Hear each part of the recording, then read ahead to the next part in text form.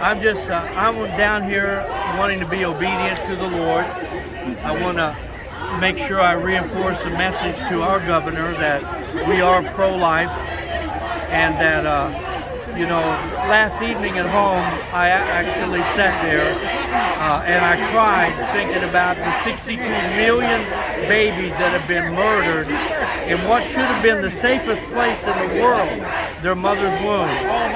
But they were not safe.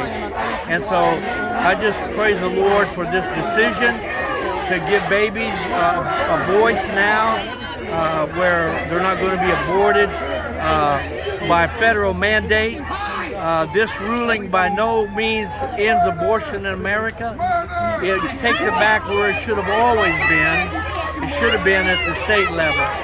And I'm praying for our state legislators, and I'm proud that Texas and some places have set a strong example already with anti-abortion legislation. Abortion is healthcare. Abortion is healthcare. Yeah, we should Abortion is healthcare. And they start helping out. What?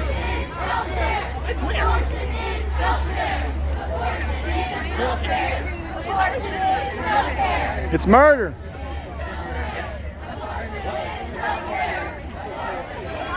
It's murder. Murder is illegal. Murder is illegal. Murder is illegal. Murder is illegal. Murder is illegal. Shut the fuck up. Fuck you, Wow, loser. white person telling a person of color to shut up. Oh wow. Oh my god. I don't know. I'm also technically an Uh, immigrant. are you a A man? US citizen. Do you have a uterus? Why are you even fucking here? Well. Then why is there Why are men you standing for here? this? Citizen choking down to a That's so amazing for you. Wow. Why do you hate women?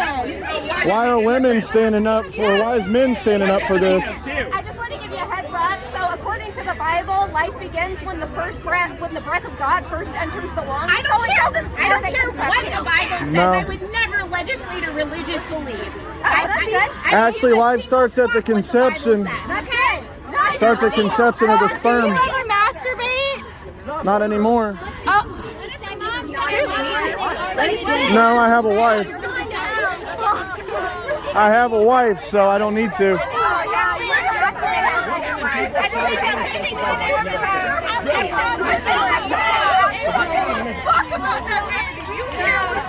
You're live. Oh, live? Yeah. Oh, Just I give know. a testimony, your views and all that. All right, well, hey, I'm here down at the state capitol, and we just had this Supreme Court decision of Roe versus Wade, which is about 49 years old. Fortunately, we didn't have that when I was born, or I might not be here, because I was born in 61.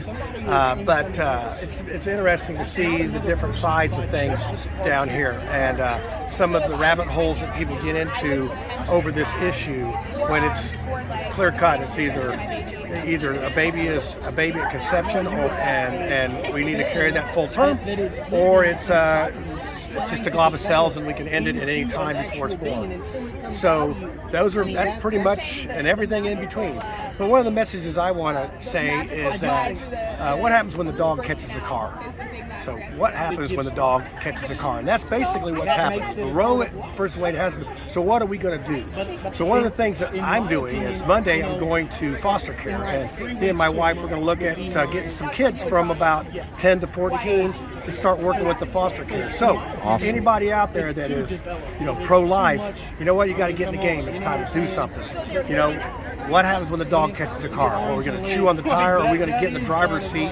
And are we going to, make this thing right? We need to have adoption easier to do.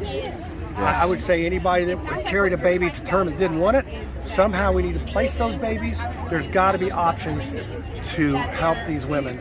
The other side of that, as a psychologist, is that there's a very heavy mental price paid when you end your pregnancy. And I think some of that comes out in some of this hostility that you see at these marches on that side, because there's anger, and that anger comes out in different ways.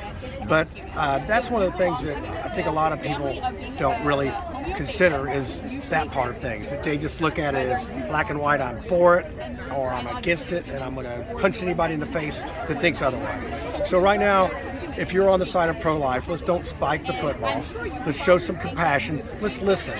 Let's don't put signs up in their face. Let's listen to what's going on and wait. And then we got to do something, because if this doesn't work out, in about another year, it'll be back in place, and it'll be a law that's going to be even harder to overturn. And it's going to be a problem. So it's time to do the heavy lifting, and that's my commentary for right now. And hopefully that I don't know if that cleared anything up, but Amen. it was it's how I feel about it. So I appreciate it. all right.